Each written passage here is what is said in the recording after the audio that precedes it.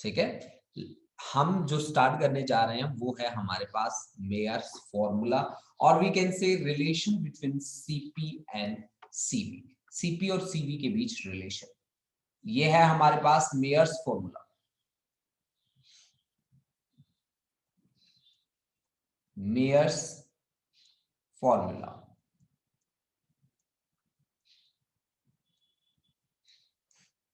Concept है बेटा, इस मेयर्स फॉर्मूला को relation between CP and CV भी बोलते हैं। मेयर्स फॉर्मूला एक्चुअली है CP minus CV that is equal to R. Cp is molar specific heat at constant pressure. Cv is molar specific heat at constant volume, and that is equal to R. R is the gas constant. R is gas constant. ठीक है ना बच्चा party? हमने क्या कहा कि Cp क्या है? Molar specific heat. आपको पता है हमने मोलर स्पेसिफिक हीट को कैसे डिफाइन किया था? मोलर स्पेसिफिक हीट को C से डिनोट किया था, that was the product of molecular mass and specific heat, and that was equal to dQ by dt। dQ by dt, ये dt जो है वो टेम्परेचर है, dQ इज द हीट। यानी कि आप यहाँ पे Cp और Cv की बातें अगर करते हैं तो यहाँ अगर Cp की बातें करी तो ये dQ बाय dt जो रहेगा आपके पास वो कांस्टेंट प्रेशर पे रहेगा, और Cv की बात करी तो कांस्टेंट वॉल्यूम पे आप rate of change of heat with respect to temperature calculate करेंगे। ठीक है, आज हमारा टारगेट क्या है? हम फर्स्ट लॉ ऑफ थर्मोडायनामिक्स की हेल्प लेंगे। फर्स्ट लॉ ऑफ थर्मोडायनामिक्स की हेल्प से Cp और Cv के बीच रिलेशन एस्टेब्लिश करने की कोशिश करेंगे। फर्स्ट लॉ ऑफ थर्मोडायनामिक्स को एक बार रिकॉल कर लेते हैं। From first law of thermodynamics आप यहां से लिख सकते हैं, from first law of thermodynamics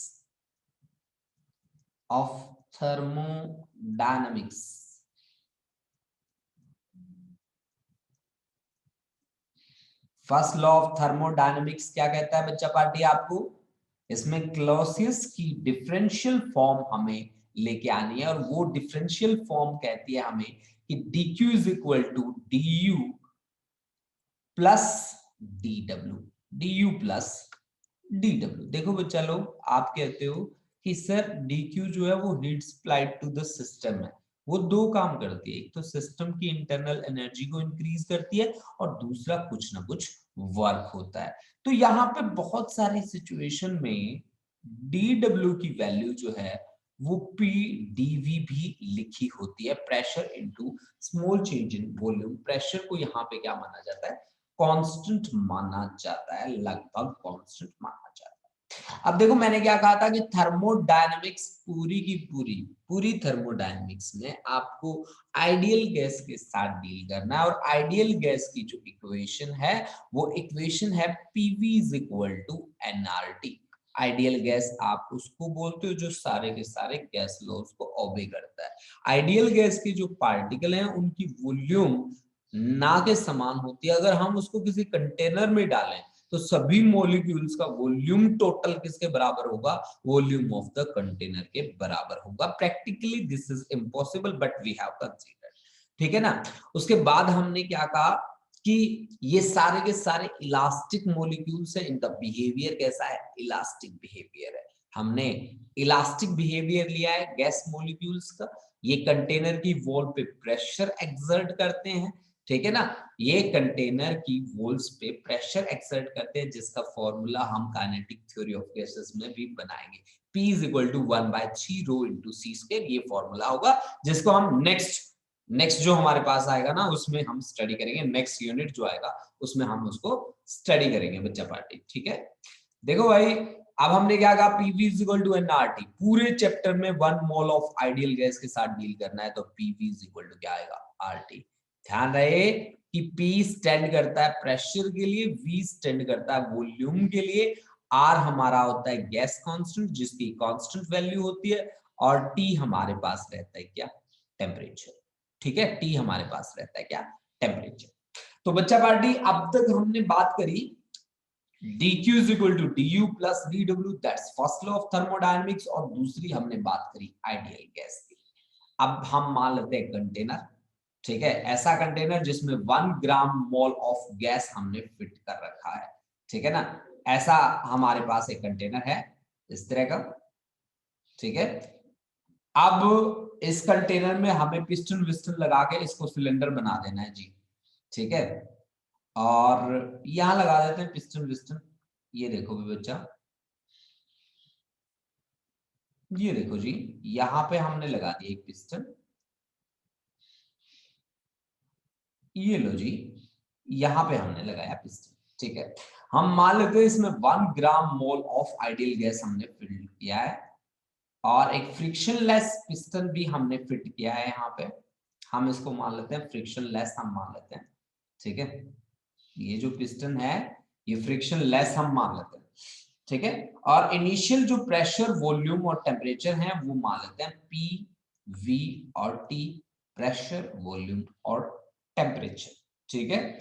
अब हम क्या कहते हैं कि हमने पहले हमें इसको हीट प्रोवाइड करना है, चलो हीट प्रोवाइड करना है तो हमें एक बर्नर लेके आना पड़ेगा, ये लो जी, हमने एक बर्नर लगा दिया, यहाँ पे लगा दिया हमने एक बर्नर, और बर्नर से इसको हीट प्रोवाइड कर देते हैं जी, ऐसे ऐसे ऐसे, ठीक है। ये देखो जी, ये हमने हीट प्रोवाइड कर दी इसको। तो हमने सबसे पहले जो हीट प्रोवाइड की है वो टेम्परेचर की स्मॉल रेंज dt के लिए, और हमने जो हीट प्रोवाइड की है इसको मान लीजिए dq हीट प्रोवाइड करी है, जिससे टेम्परेचर में जो चेंज आया वो आया dt के ऊपर, ठीक है। हमने यहाँ पे वॉल्यूम को कांस्टेंट रखा है, एट कांस्टेंट वॉल्यूम, वॉल्यूम को कांस्टेंट रखा है, कांस्टेंट वॉल्यूम, वॉल्यूम हमने कांस्टेंट ली है बच्चा पार्टी। तो अब आप बताओ मेरे को, सबसे पहले वॉल्यूम आपने कांस्टेंट ली है तो कौन सी स्पेसिफिक हीट आएगी, molar specific heat at constant volume, that should be equal to dq by dt। तो यहां से हीट सप्लाइड आपके पास dq की वैल्यू कितनी आई, cv इंटू dt। अब वॉल्यूम आपकी कांस्टेंट है तो v कांस्टेंट है, तो dv आपके पास क्या रहेगा, dv आपके पास रहेगा, कांस्टेंट का डेरिवेटिव 0 होता है हमेशा, और dq की वैल्यू आ गई आपके पास और du की वैल्यू आ गई। अब from first law of thermodynamics, from first law of thermodynamics, first law of thermodynamics क्या कहता है कि dq is equal to du plus dw, and dw is pdv, so that is dq is equal to du plus dw की जगह pdv। dq की value कितनी है भाई बच्चा लोग, देखो ध्यान से, dq की वैल्यू अभी अभी आपने मेरे को कैलकुलेट करके बताइए कि सर cv इंटू dt के बराबर है, that is equal to du plus pdv, dv की वैल्यू कितनी है 0, तो ये हो गया 0, यानी कि cv dt, du की वैल्यू कितनी आ गई आपके पास, cv इंटू dt, और ये आपके पास क्या बन गया, इक्वेशन नंबर 1, इक्वेशन नंबर 1। अब देखो भाई, ये तो हमारे पास एक सिचुएशन आई जहां हमने कांस्टेंट वॉल्यूम, वॉल्यूम को कांस्टेंट रख के हीट सप्लाई करी dq, जिससे टेम्परेचर में चेंज हुआ dt। अब हम क्या करते हैं, मेरे को तो 2 मोलर स्पेसिफिक हीट का पता है, एक molar specific heat at constant volume, तो दूसरा प्रेशर भी कांस्टेंट रख के हम काम कर सकते हैं, बिल्कुल कर सकते हैं, कोई दिक्कत नहीं है। चलिए फिर प्रेशर को कांस्टेंट रख के काम किया जाए, बिल्कुल, चलो स्टार्ट करते हैं अपना काम, ठीक है जी। अब हमने क्या करना है, दूसरा केस मैं कर रहा हूं, यहाँ पे सेकंड केस की बात हो रही है, सेकंड केस की बात हो रही है यहाँ पे, ऐसे थोड़ी सी जगह बना लेते हैं अपनी, ठीक है। ये लो जी, ये देखो जी बच्चों, यहाँ पे मैं बातें कैसी कर रहा हूं, मैं ऐसी बातें कर रहा हूं कि now I am giving heat dq, ठीक है, for small change in temperature, same temperature change dt at constant pressure, at constant pressure, at constant pressure। तो according to this concept, c is equal to m into s, Cp is equal to क्या होगा आपके पास, dq by dt। तो dq is equal to कितना बनेगा, dq is equal to cp dt, cp into dt बनेगा कि नहीं बनेगा, ऑफ कोर्स बनेगा भाई। ठीक है, अब देखो बच्चा, आपने जो यहाँ पे हीट सप्लाई करी है dq that is equal to cp into dt, आपने ये कहा। तो आप मेरे को एक बात बताओ, यहाँ प्रेशर कांस्टेंट है, तो प्रेशर कांस्टेंट तो यहाँ इंटरनल एनर्जी में जो इंक्रीज हुआ था du, क्या इतना ही यहाँ पे होगा? सोच के देखो, नहीं हम मान रहे हैं कि भाई नहीं, अलग हम कर रहे हैं कॉन्सेप्ट, प्रेशर कांस्टेंट रख के हम बात कर रहे हैं, प्रेशर कांस्टेंट रख के बात कर रहे हैं। तो from first law of thermodynamics, यहां लिखो statement, from first law of thermodynamics, thermodynamics का फर्स्ट लॉ क्या कहता है कि dq is equal to du plus dw की जगह लिख रहा हूं pdv।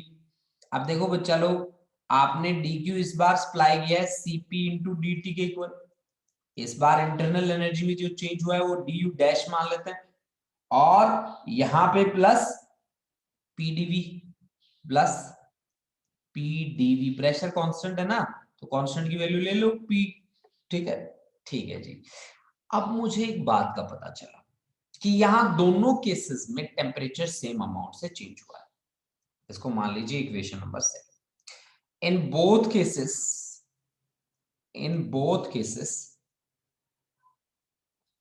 Temperature increases by same amount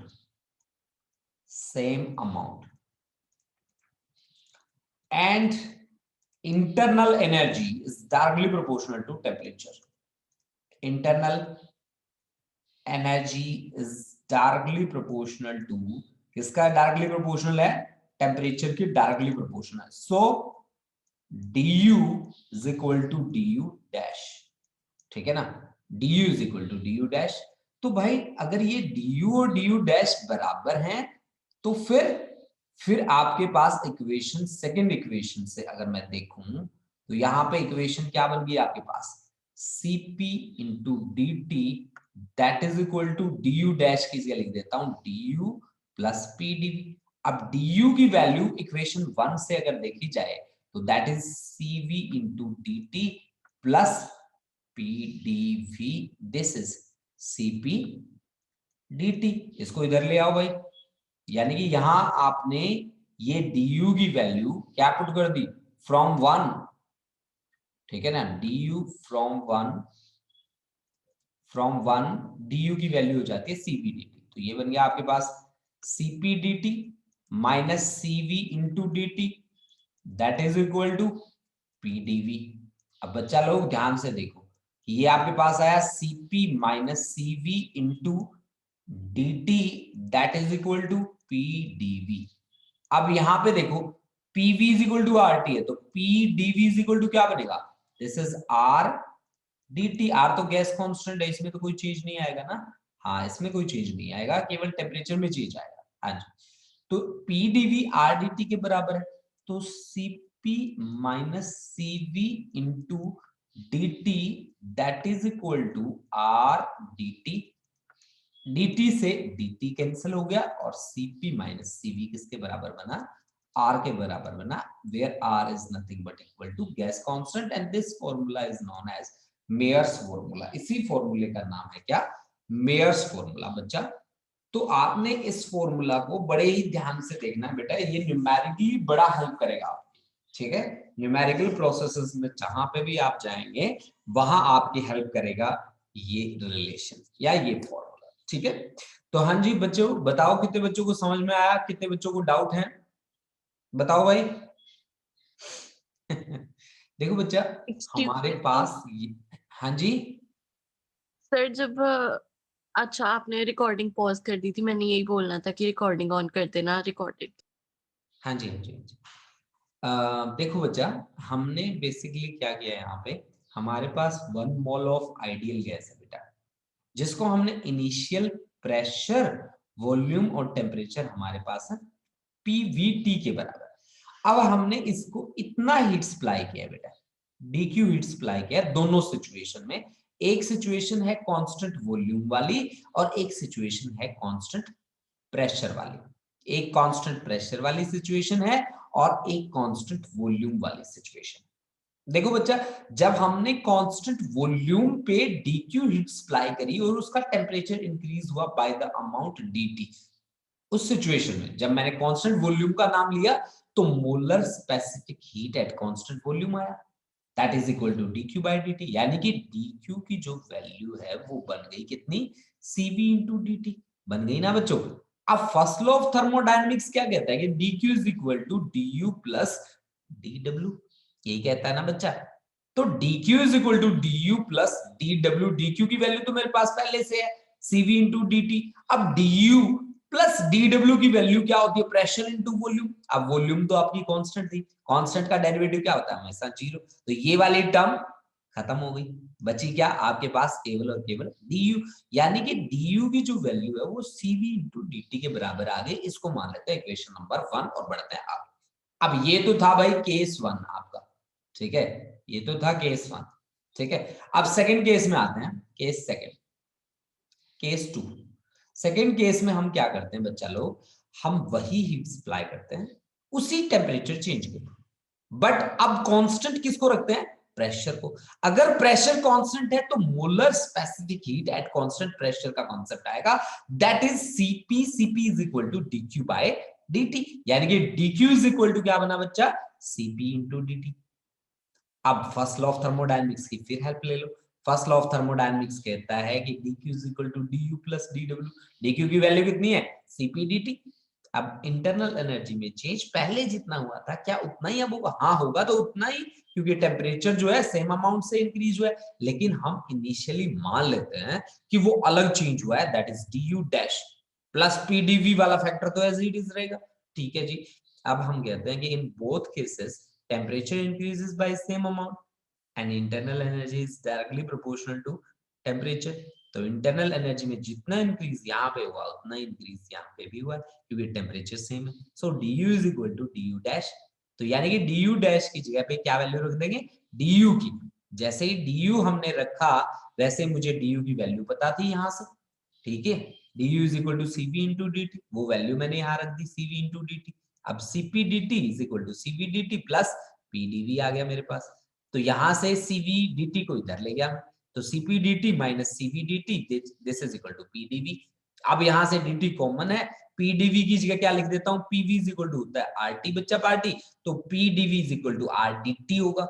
R gas constant है, R dr नहीं हो सकता, ठीक है। R dr नहीं हो सकता क्योंकि कांस्टेंट का डेरिवेटिव जीरो होता है, तो R तो बाहर रह जाएगा, DT केवल टेम्परेचर में चेंज हो सकता है, तो DT हमने कर दिया। तो PdV is equal to RDT, ये वैल्यू हमने याद रखी, रखते ही हमारे पास CP माइनस CV किसके बराबर आ गया, R के बराबर आ गया, ठीक है। अब बताओ भाई बच्चा लोग, कितने बच्चों को प्रॉब्लम है। हाँ जी बच्चा पार्टी, हमारे पास कॉन्सेप्ट है अब मेल्टिंग प्रोसेस के लिए, मेल्टिंग के लिए।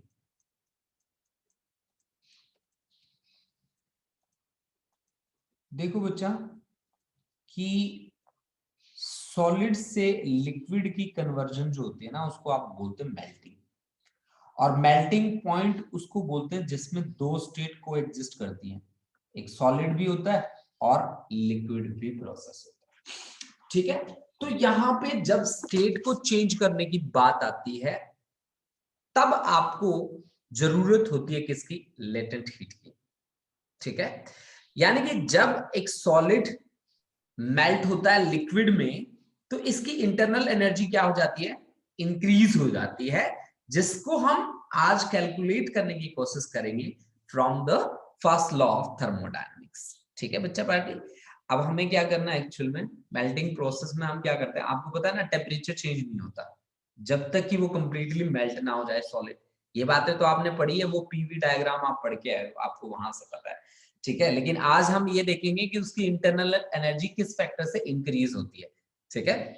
तो ये देखो बच्चा, हम क्या कहते हैं कि एक सॉलिड मेल्ट होता है लिक्विड में तो उसकी इंटरनल एनर्जी इंक्रीज होती है भाई। सॉलिड जब अपनी स्टेट को चेंज करता है, सॉलिड स्टेट से लिक्विड स्टेट में जाता है, ठीक है, तो इसमें जाने के लिए उसे चाहिए इंटरनल एनर्जी का इंक्रीज होना, ठीक है। तो इंटरनल एनर्जी को यू से डिनोट करते हैं और यू क्या हो जाना चाहिए, इंक्रीज हो जाना चाहिए, इंक्रीज हो जाना चाहिए, हो जाना चाहिए। चलो आज कैलकुलेट कर लेते हैं। हम मान लेते हैं इस सॉलिड का मास हम मान लेते हैं m के बराबर। Let m be the mass of solid, mass of solid. Solid का हमने मास कंसीडर कर लिया m के बराबर, ठीक है। उसके बाद हम इसको जो हीट सप्लाई करेंगे वो कौन सी हीट होगी जो स्टेट को चेंज करती होती है, वो होती है लेटेंट हीट, लेटेंट हीट, ठीक है ना, latent heat of the solid.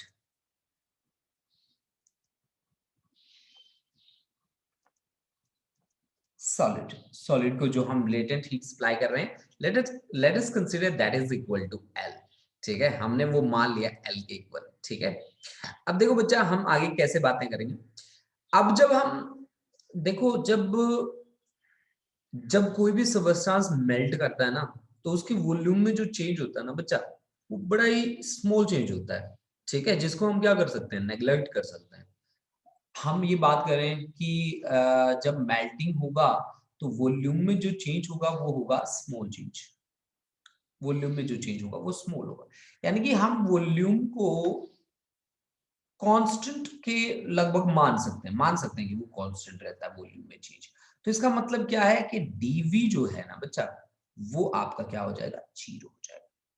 अब फर्स्ट लॉ ऑफ थर्मोडायनेमिक्स की स्टेटमेंट को अगर मैं लेके आऊं तो वो स्टेटमेंट मेरे को कहती है from first law of thermodynamics,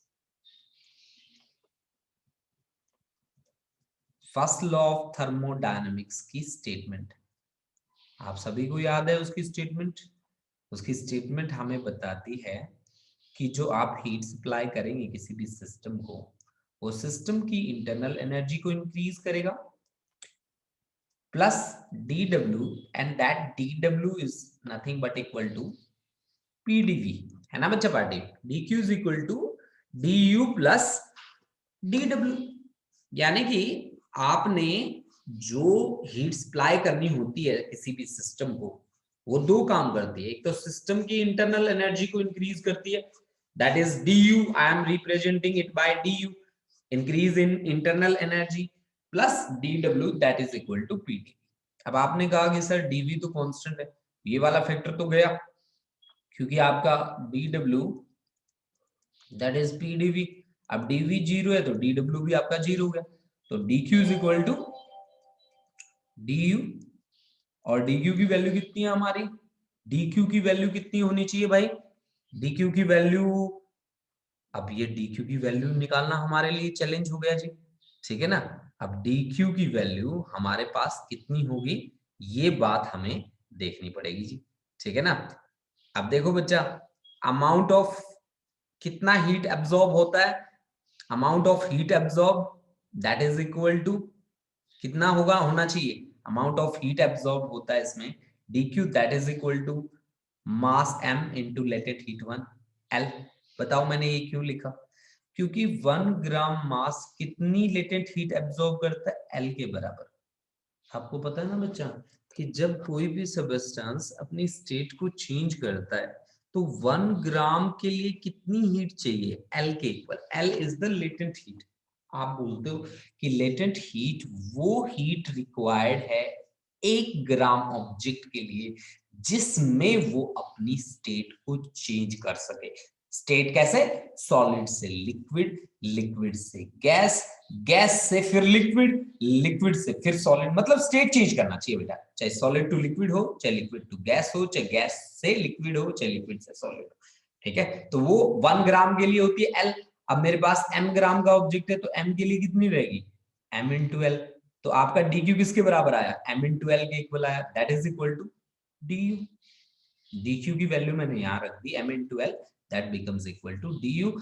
यानी कि बच्चा मेरे को सीधा सीधा पता चला कि मेरा जो सॉलिड था ना उसकी इंटरनल एनर्जी किस फैक्टर से इंक्रीज हुई थी, वो था m इंटू एल। वो m इंटू एल फैक्टर था जिससे उसकी इंटरनल एनर्जी क्या हुई थी, इंक्रीज हुई थी। और इसी इंक्रीज इंटरनल एनर्जी की हेल्प से क्या किया उसने अपनी स्टेट को चेंज कर लिया। तो एक बार इसको पढ़ के देखेंगे सभी बच्चे, ठीक है।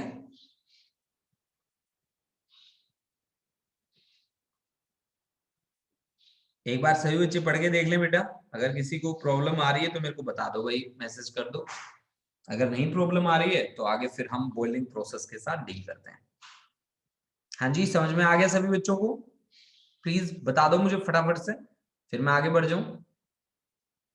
देखो बच्चा, हमने यहाँ पे क्या किया, हमने कहा कि हमें ना मेल्टिंग प्रोसेस को स्टडी करना है। मेल्टिंग का क्या मतलब है कि सॉलिड से लिक्विड में चेंज हो जाना। सीधी सीधी सी बात है कि सॉलिड से लिक्विड की कन्वर्जन आपको पढ़नी है। अच्छा जी, अब आप जब स्टेट को चेंज कर रहे हो, इन दैट सिचुएशन आपको कौन सी हीट की जरूरत होगी? वो है लेटेंट हीट। लेटेंट हीट का मतलब होता है कि 1 ग्राम सबस्टेंस को अपनी स्टेट को चेंज करने के लिए कितनी हीट चाहिए? That is equal to L. अब मेरे पास कितना है, मास ऑफ सॉलिड कितना है, m ग्राम है, तो m ग्राम को कितनी चाहिए, 1 को चाहिए l, तो m ग्राम को कितनी चाहिए, m into L. This is the heat required, that is equal to dq। सीधी सी बात, बस ठीक है। अब हम मानते हैं कि यहाँ पे वॉल्यूम में जो चेंज हुआ है वो स्मॉल हुआ है, या आप ये कह सकते हैं कि volume is almost constant. So dv, मतलब अगर कांस्टेंट क्वांटिटी है तो उसमें चेंज कितना होगा भाई? अगर कांस्टेंट है तो उसमें कोई चेंज नहीं होगा, तो dv इज इक्वल टू 0। अब फर्स्ट लॉ ऑफ थर्मोडायनेमिक्स की बात मान लें तो dq is equal to du plus dw, यानी कि आपके पास dq is equal to du plus dw की वैल्यू है p dv। आप ऊपर देख के आए कि dv 0 है, तो dq आपका किसके बराबर हो गया, du के बराबर। अब dq की वैल्यू कितनी है, dq की वैल्यू m इंटू एल है, तो m into L that is equal to, dq की वैल्यू रखी है मैंने m into L that is equal to du। यानी कि du क्या है, du is the increase in internal energy, that comes out to be equal to m into l। This is the only thing that we have to keep in mind during the process, that process is melting process। अब बताओ बच्चों, समझ में आया कि नहीं आया सभी बच्चों?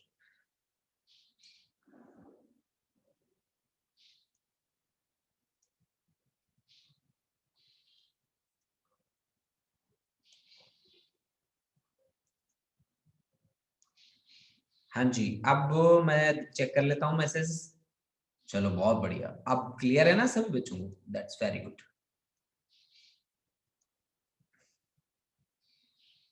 ठीक है बच्चा पार्टी, अब बढ़ते हैं आगे। अब आगे जो मैं प्रोसेस लेके आया हूं उसका नाम है बॉइलिंग प्रोसेस।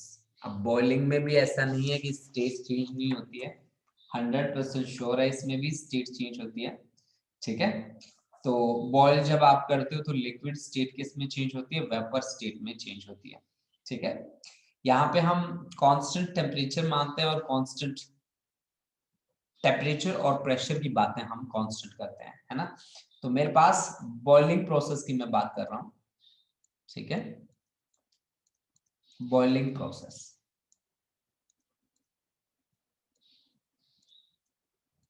देखिए बच्चा पार्टी, बॉइलिंग प्रोसेस को हम किस तरह से यहाँ पे एक्सप्लेन करेंगे, देखो, ठीक है। देखो भाई,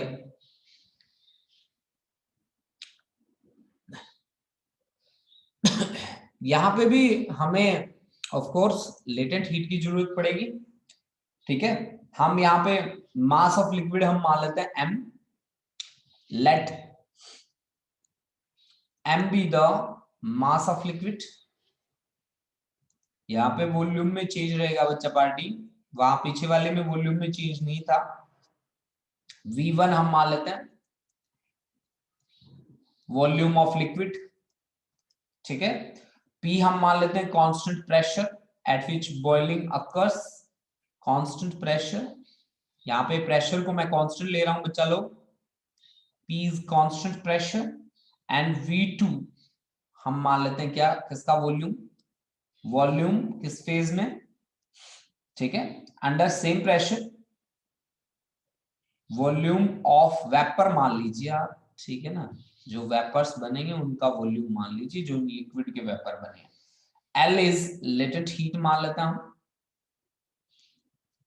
लेटेंट हीट, जिस हीट की जरूरत पड़ती है 1 ग्राम ऑब्जेक्ट को अपनी स्टेट को चेंज करने के लिए। अब हमारे पास m है भाई, m ग्राम है, तो m इंटू एल की जरूरत पड़ेगी यहाँ पे, ठीक है, तो वर्क डन आप निकाल लीजिए, यहाँ पे एक्सपेंशन होगा, ऑफ कोर्स वॉल्यूम इंक्रीज होगा, तो वर्क डन इन एक्सपेंशन, यहाँ पे सबसे पहले हम वर्क डन निकाल लेते हैं, वर्क डन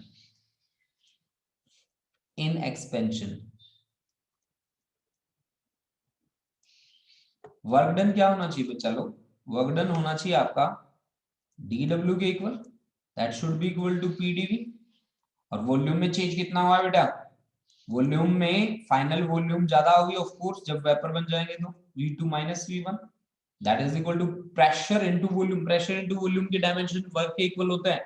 ये बात मैंने आपको प्रूव करके दिखा रखी है बेटा, अगर फिर भी समझ में नहीं आया तो एक बार फिर से सुन लो कि प्रेशर, देखो यहाँ इस डब्बे में चला गया मैं, प्रेशर को मल्टीप्लाई कर दो वॉल्यूम के साथ, ठीक है, तो प्रेशर के डायमेंशंस होते हैं फोर्स अपॉन एरिया, वॉल्यूम को अपन लिख सकते हैं area multiplied by length, area से एरिया गया, फोर्स इनटू लेंथ के डायमेंशन किसके होते हैं, वर्क के होते हैं, ठीक है, क्लियर, ठीक है जी। तो dw मेरे पास आ चुका है p into v2 minus v1, अब हीट एब्जॉर्ब कितना होगा इसको मान लो इक्वेशन 1, अब 1 ग्राम के लिए हीट कितनी चाहिए L, m ग्राम के लिए हीट कितनी चाहिए m इंटू L, हीट को किससे लिखा गया है यहाँ पे dq से, तो dq की वैल्यू कितनी आ गई m इंटू L से, this is equation number 7, okay. तो dq की वैल्यू मेरे पास आ चुकी है। अब देखो बच्चा, from first law of thermodynamics, first law of thermodynamics क्या कहता है, from first law of thermodynamics, वही बात जो हम बार बार करते आए हैं वही बात फिर से कह देगा ये, ठीक है। फर्स्ट लॉ ऑफ थर्मोडायनेमिक्स हमें कहता है कि जो हीट आप सप्लाई करेंगे सिस्टम को, वो सिस्टम की इंटरनल एनर्जी को इंक्रीज करेगा, प्लस कुछ ना कुछ वर्क होगा, that work done is dw। अब जिस जिसकी वैल्यू हमारे पास है उसकी वैल्यू रख दो, dq की वैल्यू है m इंटू एल के बराबर, du की वैल्यू है नहीं है, तो du प्लस dw की वैल्यू है p into v2 minus v1। तो यहाँ पे इंटरनल एनर्जी में क्या चेंजेस आए, वो चेंजेस हैं m into L minus of p into v2 minus v1, यानी कि यहाँ इंटरनल एनर्जी कम इंक्रीज होगी किस फैक्टर से, p into v2 minus v1। यहाँ देखो internal energy m into L के बराबर थी, तो यहाँ ज्यादा है इंटरनल एनर्जी, और यहाँ इंटरनल एनर्जी क्या है, कम है, कम किस फैक्टर से है, p into v2 minus v1, इस फैक्टर से वो क्या है, कम है बच्चा लोग, ठीक है ना, इस फैक्टर से वो क्या है, थोड़ा कम है, ठीक है। आप इस बात को बड़े ध्यान से समझने की कोशिश करें बच्चा लोग, ठीक है, कि यहाँ पे हमारे पास इंटरनल एनर्जी में जो इंक्रीज आया है d, that is equal to m into L minus p into v2 minus v1। तो सभी बच्चे देख लें एक बार, स्क्रीनशॉट ले लें इसका, और मुझे बता दें कि किन किन को कोई प्रॉब्लम आई है कि नहीं आई, प्लीज, ठीक है, बता दीजिए मेरे को, समझ में आया कि नहीं आया कॉन्सेप्ट।